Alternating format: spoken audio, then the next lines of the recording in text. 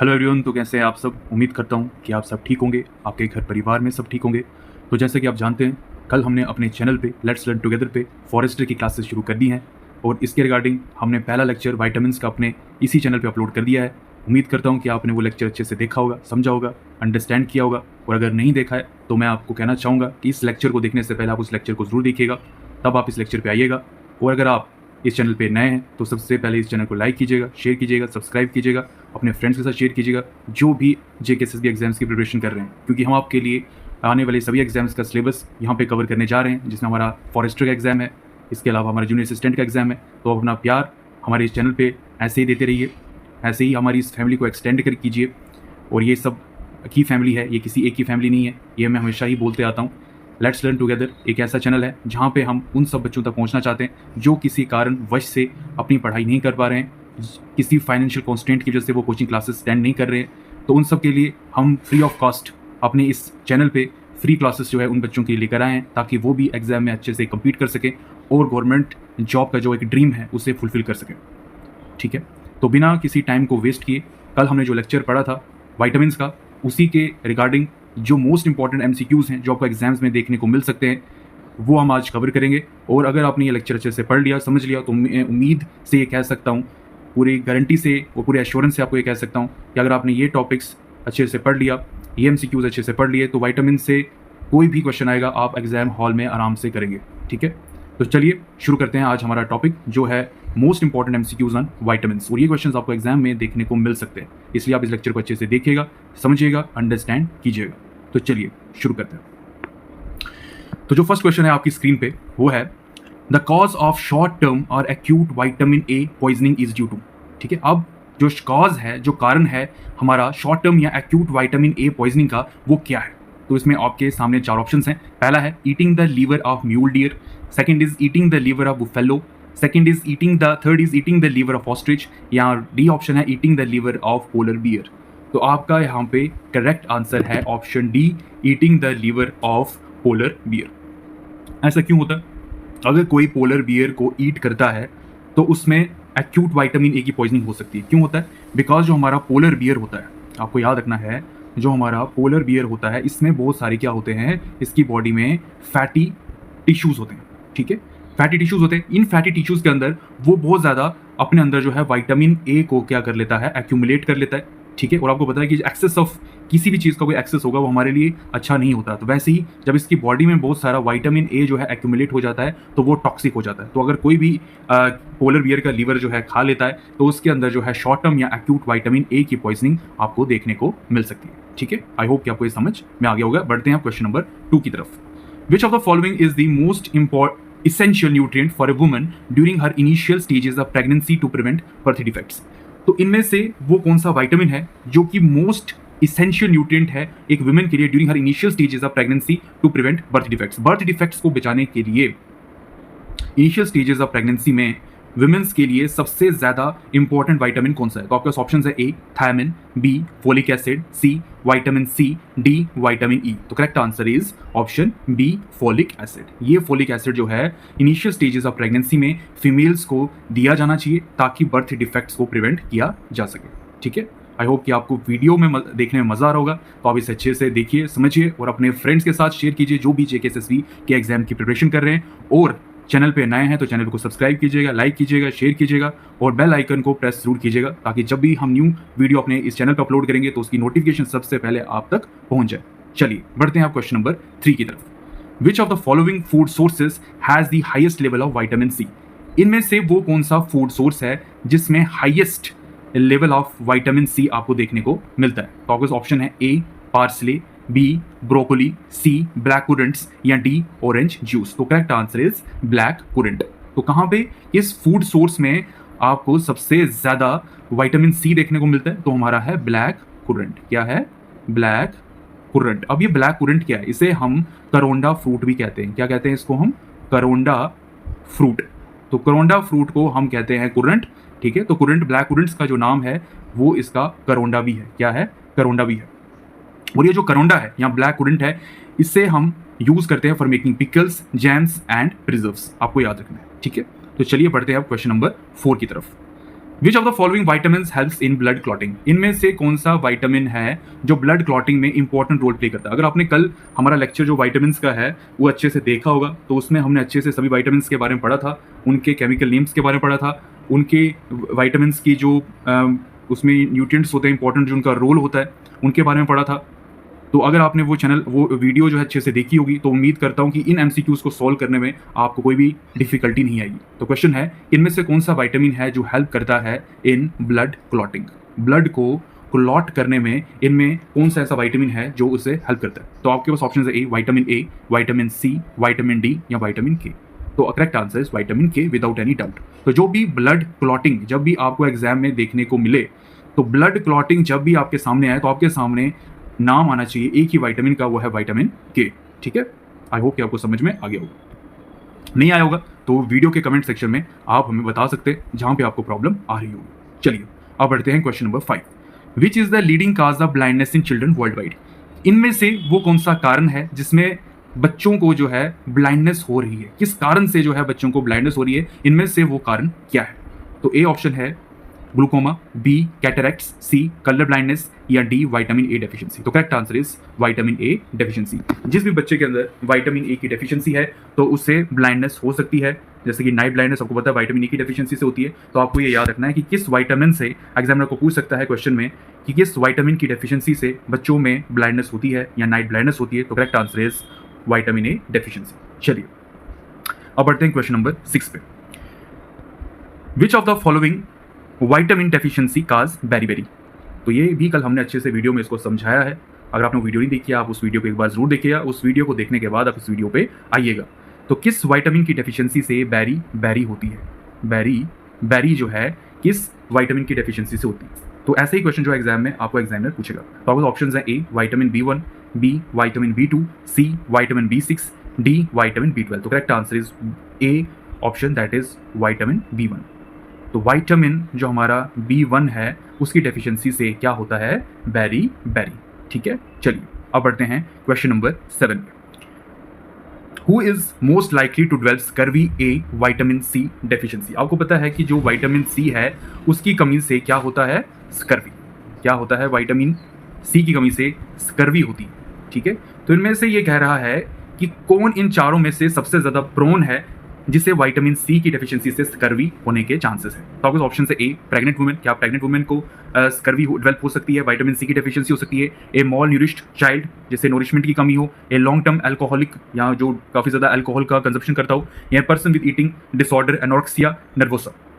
तो इसमें जो करेक्ट आंसर है without any doubt that is a long term alcoholic. अब हमने कल दो टाइप के विटामिन पढ़े थे, एक थे हमारे फैट सोल्यूबल विटामिन और दूसरे थे वाटर सोल्यूबल विटामिन। अब फैट सोल्यूबल विटामिन जो होते हैं वो मैंने बताया था आपको, विटामिन ए होता है, विटामिन डी होता है, विटामिन ई होता है एंड विटामिन के होता है। लेकिन जो वाटर सोल्यूबल विटामिन होते हैं वो होते हैं आपके विटामिन बी एंड सी, जिसमें आपका विटामिन सी भी आता है। ठीक है, वाटर सोल्यूबल। अब जो अल्कोहल का कंजप्शन करता है, जो अल्कोहलिस्ट है, उसके यूरिन के थ्रू जो है विटामिन सी जो है एक्सेसिव अमाउंट में बाहर आ जाता है। इसलिए जो है जो लॉन्ग टर्म अल्कोहलिक है, जो काफ़ी ज़्यादा कंजप्शन करता है अल्कोहल की, उसमें हायर चांसेस हैं डेवलप होने के स्कर्वी। ठीक है, that is due to vitamin C deficiency. इसलिए आपने ये सब चीज़ें जो अपनी लाइफ में कभी कंज्यूम नहीं करनी है। अल्कोहल से दूर रहना है, स्मोक से दूर रहना, ये हमारी बॉडी के लिए अच्छा नहीं होता है। तो मैं उम्मीद करता हूँ कि कभी भी आप इन सब चीज़ों का जो है इस्तेमाल अपनी लाइफ में नहीं करेंगे। चलिए अब बढ़ते हैं क्वेश्चन नंबर 8 की तरफ। Which of the following vitamins functions as both hormone and visual pigment. तो इनमें से कौन सा ऐसा विटामिन है जो हार्मोन भी है, क्या है, हार्मोन भी है और एक्ट करता है एज विजुअल पिगमेंट। तो as hormone and as visual pigment, इनमें से कौन सा विटामिन है जो दोनों फंक्शंस परफॉर्म करता है। तो आपका ऑप्शन है A thiamine, B retinal, C riboflavin या डी फोलिक एसिड। तो correct answer is option number B, that is retinal. अब आपको पता है कि जो रेटिनल है या रेटिनोल है, ये किसका केमिकल नेम है, ये है विटामिन ए का। आपका जो विटामिन ए है उसका जो केमिकल नेम है दैट इज रेटिनल या रेटिनोल। ठीक है, तो ये हमारा जो विटामिन ए है या रेटिनल है, यह करता है as both hormone and visual pigment. चलिए अब बढ़ते हैं क्वेश्चन नंबर 9 पे। Which of the following nutrient deficiency cause megaloblastic anemia. तो इनमें से कौन सी न्यूट्रिएंट डेफिशिएंसी की वजह से मेगालोब्लास्टिक एनीमिया होता है, मेगालोब्लास्टिक एनीमिया। ठीक है, फोलिक एसिड से होता है, नियासिन से होता है, पायरिडॉक्सिन से होता है या कोबैलामिन से होता है।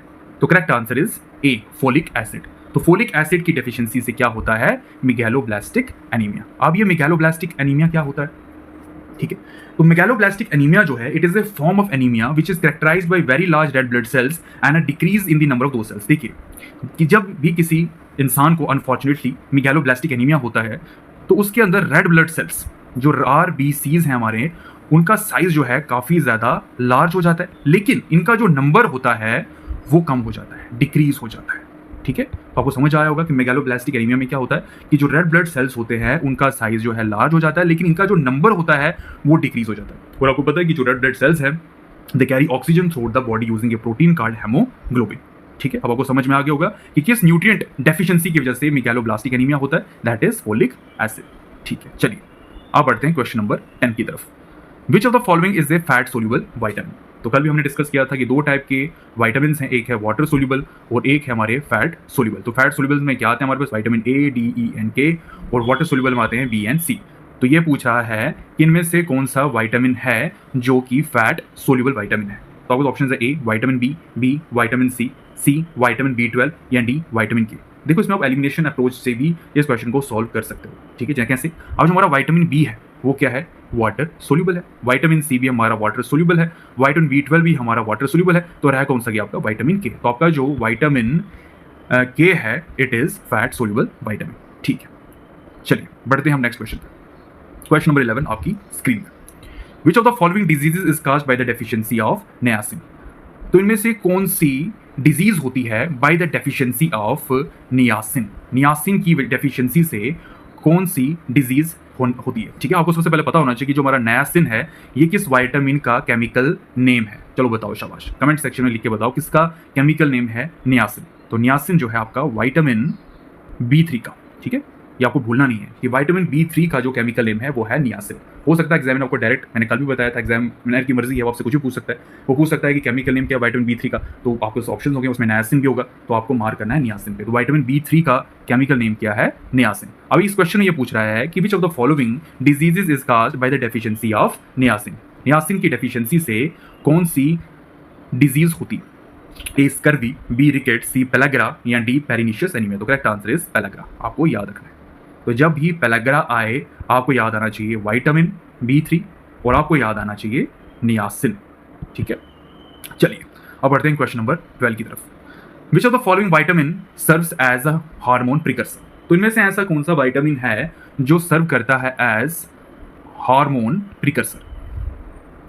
Hormone precursor. अब हार्मोन प्रिकर्सर क्या होता है? प्रिकर्सर मीन्स कि जिससे आप और चीजें जो है मैन्युफैक्चर कर सकते हैं। ठीक है, डिराइव कर सकते हैं। प्रिकर्सर आपका, तो इसमें आपका हार्मोन प्रिकर्सर इन चारों में से कौन सा है? विटामिन A है, विटामिन C है, विटामिन D है या विटामिन K है? तो आपका यहाँ पे vitamin D without any doubt जो है एक्ट करता है, सर्व करता है एज हार्मोन प्रिकर्सर। अब हार्मोन प्रिकर्सर कैसे? विटामिन D हार्मोन, क्योंकि जो हार्मोन है हमारा विटामिन D है, it can be obtained from the diet और synthesised from 7D hydrocholesterol in skin in a UV light dependent reaction. कि आपका जो विटामिन D है वो आप यहाँ तो आप डाइट से ले सकते हैं, ठीक है, या तो आप सनलाइट के मीडियम से ले सकते हैं। अब सनलाइट से आप कैसे ले सकते हैं? ठीक है, जब भी आप सनलाइट आपकी स्किन के ऊपर पड़ती है तो वहाँ पे जो है सिंथेसिस होती है किसकी? वहाँ पे सिंथेसिस होती है आपकी 7D हाइड्रोकोलेस्ट्रॉल। 7D हाइड्रोकोलेस्ट्रॉल, आपको ये याद रखना है। तो इसमें इन चारों में से जो विटामिन है जो सर्व करता है hormone precursor, that is vitamin D। चलिए अब बढ़ते हैं क्वेश्चन नंबर 13 पे। Which of the following is a component of the coenzyme A? इनमें से कौन है जो एक कंपोनेंट है कोएंजाइम A का? तो आपके ऑप्शंस हैं A retinol, B pyridoxine, C retinoic acid, D pantothenic acid. तो इस क्वेश्चन को डिस्कस करने से पहले हमें पता होना चाहिए कि कोएंजाइम क्या होता है। कोएंजाइम क्या होता है? तो कोएंजाइम क्या होता है? It is a non protein compound that is necessary for the functioning of A enzyme. तो सबसे पहले जो हमारा कोएंजाइम है ये हमारा नॉन प्रोटीन कंपाउंड है, इसके अंदर प्रोटीन नहीं होता, नॉन प्रोटीन कंपाउंड है जो कि नेसेसरी है किसके लिए? For the functioning of enzyme. ठीक है, तो समझ में आ गई होगी आपको कि कोएंजाइम क्या होता है। Coenzyme is a non protein compound that is necessary for the functioning of an enzyme. तो अब आइए इस क्वेश्चन पे आते हैं। इसमें हमसे क्या पूछ रहा है कि which of the following is a component of the coenzyme A? Retinol, pyridoxine, retinoic acid या पेंटोथेनिक एसिड। तो correct answer is option D pantothenic acid. क्या है? Pantothenic acid. ठीक है, आई होप कि आपको समझ में आ रही होगी। और वो जो हमारा पेंटोथेनिक एसिड है, इसका जो केमिकल नेम है, ये किस विटामिन का केमिकल नेम है पेंटोथेनिक एसिड, तो ये है हमारा विटामिन B5, आपको याद रखना है। तो हमारा जो विटामिन B5 है उसका केमिकल नेम है पेंटोथेनिक एसिड। चलिए अब बढ़ते हैं क्वेश्चन नंबर 14 पे। तो क्वेश्चन नंबर 14 जो है वो क्या आपसे पूछ रहा है, which of the following vitamin is also known as cobalamin. इनमें से किस विटामिन को हम कहते हैं कोबैलामिन, कोबैलामिन। ठीक है, अब ऑप्शन आपको vitamin B11, vitamin B2, vitamin B6, vitamin B12 या विटामिन B12। तो करेक्ट आंसर है ऑप्शन डी, विटामिन B12। ठीक है, चलिए अब बढ़ते हैं क्वेश्चन नंबर 15 पे। Which of the following statements is false about ascorbic acid. इनमें से कौन सा स्टेटमेंट है जो गलत है एस्कॉर्बिक एसिड के बारे में। सबसे पहले आपको पता होना चाहिए कि जो एस्कॉर्बिक एसिड है ये किस विटामिन का केमिकल नेम है। तो आपके माइंड में इंस्टेंटली स्ट्राइक करना चाहिए विटामिन सी।